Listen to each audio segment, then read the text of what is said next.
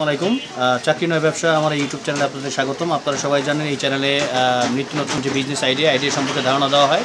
তো তারই ধারাবাহিকতা আজকে আমরা চলে আসছি একজন প্রতিষ্ঠিত পোলট্রি ফিড ব্যবসায়ী এবং ফিড এবং মেডিসিন ব্যবসায়ী।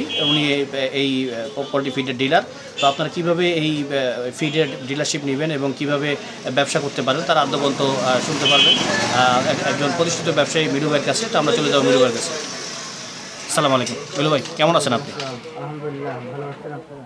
জি ভাই, আপনি এই যে পোলট্রি ফিড এটার আপনি ডিলার এবং এর প্রতিষ্ঠিত ব্যবসায়ী আমরা জানি সবাই। সেটা হলো এখন একটা বিষয়, আপনি অনেকেরই রোল মডেল হতে পারেন, কারণ আমাদের এই চ্যানেলে যারা নবীন উদ্যোক্তা এবং যারা বিদেশে প্রবাসী কষ্ট করে অনেক টাকা ইনভেস্ট করে যায়, তারা আসলে ব্যবসায়ীর বিভিন্ন লাইনঘাট জানে না, বুঝে না। তো আপনার এই ব্যবসাটা খুব ভালো, আমার খুব পছন্দের একটা ব্যবসা, কারণ কোনো কিছু পচার নাই, কোনো কিছু নাই, এবং বর্তমানে খুব গ্রোয়িং বিজনেস, যারা বিভিন্ন খামার করতেছে, পোলট্রি বিজনেস করতেছে, খাবারের প্রয়োজন, সেই হিসেবে ব্যবসাটা খুবই ভালো।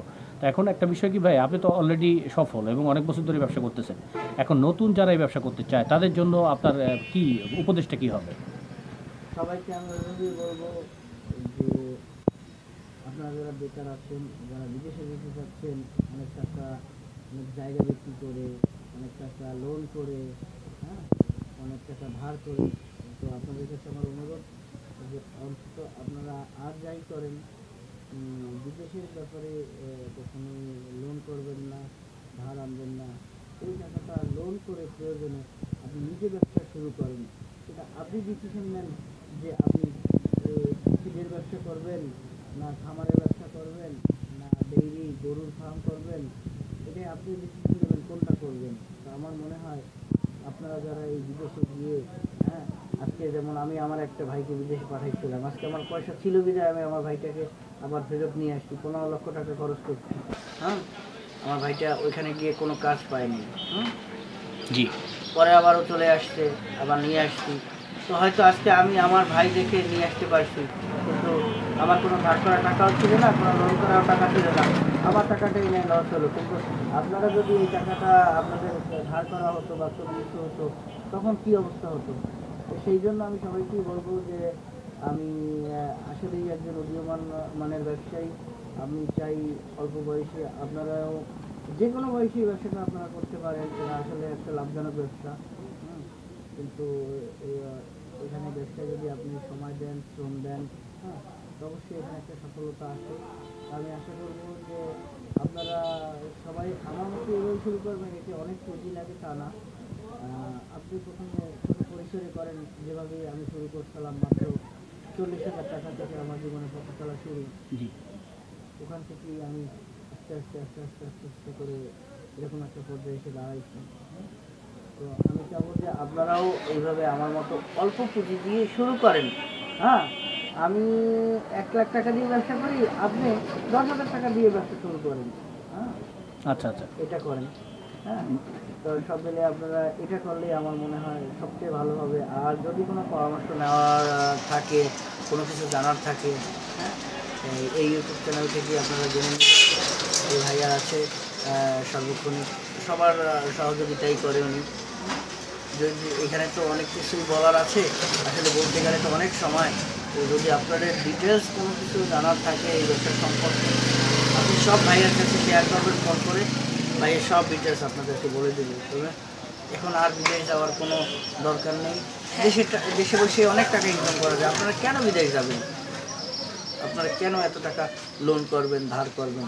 আপনি তো 1 লাখ টাকা দিয়েই শুরু করে এখানে মাসে 20,000 টাকা ইনকাম করতে পারেন। আচ্ছা, ইনিশিয়ালি মিনু ভাই, এটা একটা বিষয় কি, ইনিশিয়ালি প্রথমে একটা মানুষের যদি মাসে 30 থেকে 40,000 টাকা কমপক্ষে আয় করতে হয়, এটা তো যত ইনভেস্টমেন্ট তত বেশি ইনকাম, কিন্তু কমপক্ষে 30-40,000 যদি ইনকাম করতে হয় তাহলে তার কতই তাকে ইনভেস্ট 1 করতে থেকে হবে? 1.5 লাখ টাকা ইনভেস্ট করলেই সে 40,000 টাকা 30,000 টাকা ইনকাম করতে পারবে মিনিমাম। আচ্ছা আচ্ছা, বুঝতে পারছি। সেক্ষেত্রে প্রথমত তাকে কেউ চিনবে না, জানবে না, আপনি যেহেতু প্রতিষ্ঠিত, সেক্ষেত্রে তার প্রথমে পরিচিতি পেতে হলে কী করতে হবে তাকে? পরিচিতি পেতে হলে তার এলাকায় ছোট্ট আকারে একটা দোকান নিতে হবে, জি, সেটা ভাড়া হোক বা লিজ হোক, যাই হোক, জি, সেটা নিয়ে এসে শুরু করবে। তারপর তার সাধ্য মতো সে যদি মনে করে যে না, সে 50,000 টাকার এই মুরগির খাবার কিনতে পারবে বা গরুর খাবার কিনতে পারবে, সেই খাবার সে দোকানে এনে রাখবে। তারপরে তার পাশে যারা 2-1 জন খামারি তো আছে, প্রত্যেক এলাকায় তো থাকে, 2, 4, 5, 10 জন থাকে। এখান থেকে একজন খামারিকে সে উদ্বুদ্ধ করবে যে ভাই আপনি আসেন, আপনি আমার এই খাবার ফিডটা নেন, এই ফিডটা আপনি যে ফিডটা খাওয়ান এর থেকে আশা করি একটু ভালো হবে, খারাপ হবে না। জি, এটা বলার পরে তো উনি একটু চিন্তা ভাবনা করবেন এবং উনি ওই ফিডটা যে দামে কিনে হয়তো বা 2000 টাকা বা 2200 টাকা বা 2300 টাকা, এখন উনি নতুন যেহেতু দোকান দেবে সেক্ষেত্রে ওনাকে 50 টাকা কমাই দিল, দাম 50 টাকা দাম কমাই দিলে পর কী হবে, ওই লোকটা নেবে, নিয়ে দেখবে যে আমি যে ওই খাবারটা যে টাকায় কিনি তার থেকে 50 টাকা কমেও পাই এবং এই খাবারটাও ভালো, ওর থেকে একটু রেজাল্ট ভালো হয়। তা তখন অটোমেটিকলি উনি আরেকজনকে বলবে, আরেকজন বললে আরেকজন আসবে, এইভাবে আস্তে আস্তে দোকানে পরিচিতি বাড়বে। জি, পারলে পর অটোমেটিকলি আসলে এই কাস্টমারগুলি এসে পড়বে। তখন একটা দেখা যাবে যে তার কাস্টমার অনেক আছে, খাবার কেনার টাকা নেই। জি, তখন অনেক কাস্টমারকে তার ওয়েটিংয়ে রাখতে হবে, অপেক্ষায় রাখতে হবে যে আপনারা একটু ধৈর্য ধরেন, আমার একটু ক্যাশে সমস্যা আছে, টাকার সমস্যা আছে, টাকা আসলেই আপনাদেরকে দেবো।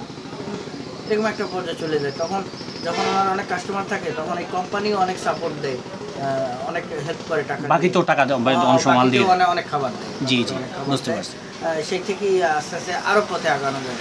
আচ্ছা, আচ্ছা, বুঝতে পারছি। আরেকটা সবচেয়ে মজার বিষয় হলো যে আপনি কোম্পানি থেকে তো একটা টাকা পাবেন, হ্যাঁ, পাওয়ার পরে ধরেন আরেকটা টাকা আপনার ব্যাংকও সাপোর্ট করবে, তারপরে খামারিরাও কিছু টাকা জমা রাখে, সব মিলাই আর কি আপনি 3টা টাকা এক জায়গায় করলে কিন্তু অনেক টাকা হয়।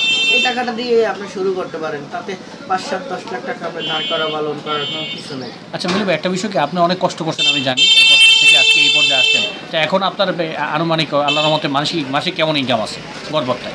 আমার এখন তো আসলে এই পোলট্রি সেক্টরে না, আমার তো আরও বিজনেস আছে, গাড়ির বিজনেস আছে। জি, জি, তো সব মিলে আমি মাসে প্রায় এখন আমার 1,04,000 টাকা ইনকাম হয়। যাক, আলহামদুলিল্লাহ, অনেকের এটা নাই, এটা অনেকে শুনে, অনেক তরুণ যারা আছে তারা শুনলে অবশ্যই উপকৃত পায় আমাদের চ্যানেলের মাধ্যমে। আর একটা বিষয় কি ভাই, এই আপনার কেউ যদি ফিড ব্যবসাটা করতে চায় তার লাইসেন্স কী লাগে আসলে?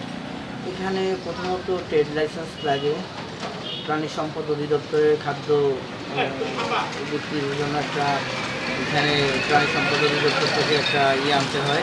জি, আনতে হয়, একটা লাইসেন্স আনতে হয়। আর যদি শহরে গ্রাম হয়, মানে শহরে দোকান হয়, সেক্ষেত্রে আপনার একটা ফায়ার ইন্স্যুরেন্সের লাইসেন্স লাগে আর কি। জি, বুঝতে পারছি। ওটা পরে, ওটা না, আপনার রেজাল্ট হলো আপনার একটা ট্রেড লাইসেন্স। জি, এটা যদি আপনার পৌরসভার এলাকায় হয় তাহলে ওটা 1,000-1,200 টাকার ভিতরে হয়ে যায়। জি, আর ট্রেড লাইসেন্স আর আপনার কোম্পানির সাথে বিজনেস করতে গেলে একটা কারেন্ট অ্যাকাউন্ট লাগে, সেটা বাংলাদেশের যে কোনো ব্যাংকে থাকতে হবে। এখন বলি ভাই, সর্বশেষ যে কথাটা আপনি বলবেন সেটা হলো, নতুন তরুণ যারা বেকার, এত চাকরি তো নাই, চাকরিও পাবে না, আর বাংলাদেশে অনেক ব্যবসার সম্ভাবনা, অনেক কিছু, অনেক ইনকাম করা সম্ভব সম্মানের সাথে।